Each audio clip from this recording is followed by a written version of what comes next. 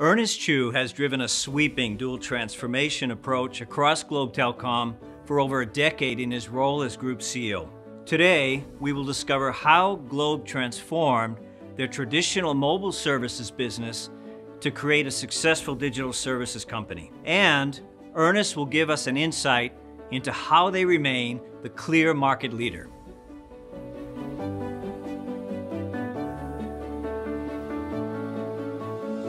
Let's start from the beginning, Ernest. Before joining Globe, you were well known in the Philippines as a successful entrepreneur and one of the founders of the BPO sector. Tell us how you found your way to becoming the CEO of Globe Telecom. After I had decided to, change careers and change industries after 11 years in the BPO industry, I really wanted to go into private equity first. That was, I think, around 06, 07, 08. That was the time frame when I was making up my mind. So I put together a fund, actually. It was called Aligned Capital. My partner was a former director of SPI Technologies, with the company I was running for 11 years. And we had proceeded to raise money, but unfortunately we got derailed by the Lehman crisis when private equity went out of the window. And the thought was to grow companies around Southeast Asia. And fortunately enough, I had as one of my LPs the Ayala Corporation. When we decided to fold up the fund, Jaime Augusto Zobel de Ayala asked me and said, "Hey, can you help me out and take on the helm of Globe, given that the CEO already wants to retire and has put in his time?" And I said, "Sure, let's do it for 2 years, right? And let's go and raise the fund afterwards." And lo and behold, I'm on my 14th year in the company. So moving on, what kind of shape was Globe in when you first joined? Well, the company was very different back then. The industry was very different back then, and the consumer needs were also very different back then. At that point in time, there was intense competition for voice and SMS. Globe was a weaker number 2 player, and there was a third player called Sun that was eating up the market share. So I think the decision at that point was to look at the things that we needed to change. The network was aging. We could see that data was on the horizon. If a network like what we had difficulty satisfying unlimited voice and SMS, there was no way that we would be able to satisfy the data requirements of people, right? So on the horizon, we could also see disruption coming our way. And at the same time, the systems on IT were also aging, the batch mode processing, for instance. And, we also understood that real-time processing was going to be the key if you were going to compete in a data world. And so there's a lot of change that was going to be needed. But I think most important of all, the company operated with a utility mindset. And what I mean by that is the company operated like a water utility, electric utility, where consumers really don't have a choice in who their supplier would be, right? There's only one in every jurisdiction. That's the mentality, but that wasn't the market reality. It was a very competitive, consumer market, right? And we were losing out at that point in time. We had, I think, a few years of market share decline and continuing. So we had to repivot the company into a very different mindset, away from that utility mindset, as I called it back then. What were some of the early changes you made to ensure Globe had a solid footing for success? Well, I think on the attitudinal front for the people at Globe, we first instilled a customer-first mindset. I mentioned the utility thinking and utility mindset. We shifted that into a very consumer orientation. And to be consumer-oriented, you've got to be customer first. And so we started to think about how do we get people to be customer first, right? It's a simple thing that we picked up from other great companies. And the first thing for people to be able to serve customers well is for them to love their own jobs and their company. So we started to create a I Love Globe campaign, and wanted to start off by saying, with the adage of, only happy employees can really serve and make customers happy. So we start with the employees, right? Engage them. We make them happy. right? We worked on their benefits, we worked on the facilities, we worked on ensuring that they feel valued and so on and feel empowered. Try to get them on our journey, get them passionate about it, and it seemed to work, right? The second thing was looking at the market. The market was about to undergo a very severe disruption. We were moving from feature phones to smartphones. And again, we were losing the battle in terms of the voice and SMS game and said, you know what, let's declare that battle lost. Let's move to a new frontier, in the frontier of data, all right? That's gonna come. Let's position ourselves to be the data company in the Philippines so that when people imagine that they wanna move into mobile data as a service, they have to think Globe, right? So we completely changed out our network to deal with data. At that point, it was a 2G, 3G type of transition. 4G wasn't there yet, right? So, and then we said, hey, look, the billing systems have to be also replaced because they are in batch mode. And in data, you cannot have batch mode, right? And so the big bold move was to do it at the same time or simultaneous or overlapping with each other. So we started the process first of changing out the whole network with an ambition of 12 months. We did it in 13. That wasn't so bad. And a year into that, as we were already about to finish the network, we started the IT transformation, which is probably more difficult. And it is, not probably, but it was more difficult than doing the network transformation. And then we also changed about our marketing strategy, as I said, to a mobile data company.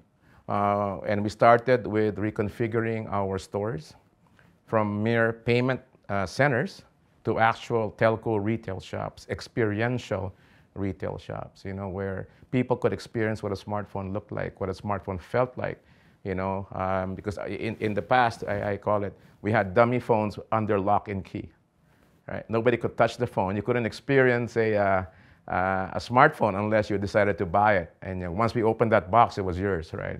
Without prior experience. And it kind of fed off each other, all of these strategies. And in 8 years' time, we were the #1 in the industry in terms of the mobile business. So Ernest, now that you're becoming a diversified digital services company, what do you see as next for Globe? Well, first of all, I think it's creating the wide realization that at some point in time, telco is going to mature. We don't have to be a genius to know that or have a crystal ball, because you'll see the developed markets, the telcos are all mature. Growth is hard to find. We were just a very fortunate company that we found growth in several parts of our telco business. Until today, we still have growth. We started off in the postpaid business. We had even more phenomenal growth in our prepaid business on the mobile side. And now we're enjoying growth in the broadband side of the business. But then again, it all gets saturated at some point. When every person has a smartphone and a plan, every home has a broadband connection and Wi-Fi, that's going to reach that saturation point. Then you look back and think, why not use telco as a great platform into building a business? Telco has all of the assets, great distribution, great customer base, lots of data about customers, wonderful marketing executives, right? Talent, we have capital. Globe also had a great partnership reputation. We brought in the names like Google, Facebook, Spotify, Netflix, HBO, Disney, name them, they became partners of Globe. So I thought to myself, building business on top of business should not only be the domain of the .coms, right? You've got companies in social media, in search, in transport, or even in delivery or whatever. Just because they're .coms, they build the business, they get a high valuation, right? But telcos, with all these assets, with fantastic EBITDA, and by the way, we've got a 50% EBITDA margin up till today, why can't we build a business? And so we really pushed our people to say, look, we're going to take all these assets and we're going to start building businesses in adjacencies that we have permission to play because of these assets. I call it, we have an unfair advantage, right? And I guess one reason that the markets don't really think telcos can do it because no telco has succeeded in actually creating something, or if there are, hasn't been massive yet. And so we proceeded to work on our first venture, which is Mint, which is the parent company of Gcash, which today is, the largest e-wallet provider in the Philippines. Recently achieved unicorn status, with a valuation of $2 billion, and has attracted a whole host of world-class type of investors now backing it. And I think that proves the point that Telco can do it, right?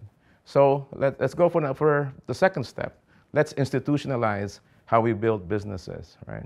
So we created 917 Ventures, whose job it is to exploit what I called the unfair advantage into other areas where we may have brand permission to play. And I say may because we don't know where it is, right? There's some, as quick as we're opening businesses, we're also closing them down, right?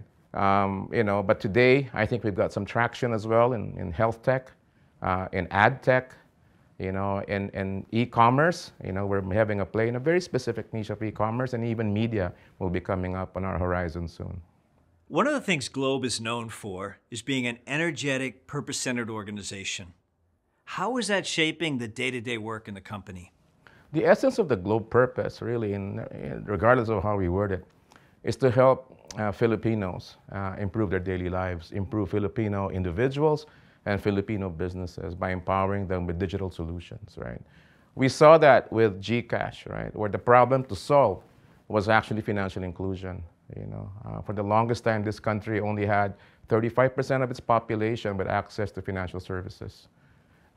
Today, Gcash has 51 million users, registered users, so that's over half the population and still going, right? We're going to do about, 70 billion US dollars worth of transactions into the platform in 2021. So that's an achievement, right? So, the purpose is really to bring about these services which are transformational, and look at what the everyday problems of the consumer are. So we still remain customer first. Think about the consumer. What are the problems, right? Fortunately, for us, we had some solutions ready when the pandemic hit that the customers, sort of migrated to. Gcash was one of them. Consulta MD and Health Now are our health tech plays, and telehealth consultation became a norm. And so people are accepting that, and now it's our job to scale that, bring about additional services that make lives a whole lot easier. We also focus on businesses. For instance, we ourselves knew for enterprises and medium and large businesses, the cloud transformation journey was difficult. It's still nascent in the Philippines, and then alongside it is cybersecurity. Since Globe was very good at those two things, being a cloud-first company, we decided to package those and bring them as offerings to the public as well. And they've received, of course, now a lot of attention, and it's now become a staple product for Globe.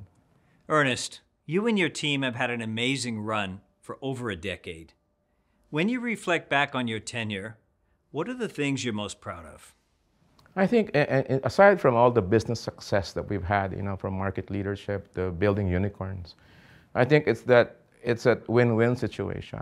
When Telco succeeds, that means you've built a fantastic infrastructure that allows people to communicate with themselves or with each other and link to the internet, which opens up lives. I think those are the first set of transformations, where people, when we made phones available to the public, very easily, they could speak to each other, connect with each other, almost within minutes.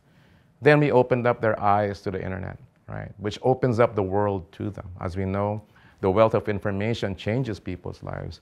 And the third wave of transformation is in financial inclusion, empowering them with financial tools now that were unreachable for them. I think that makes me very happy going into the sunset when the time comes. Thank you so much, Ernest, for discussing and telling us your stories. They're truly inspiring, and we here at IMD can see how proud you are of the incredible transformation that Globe has achieved. It's my pleasure, Rick. Thank you so much for the opportunity as well to share our story.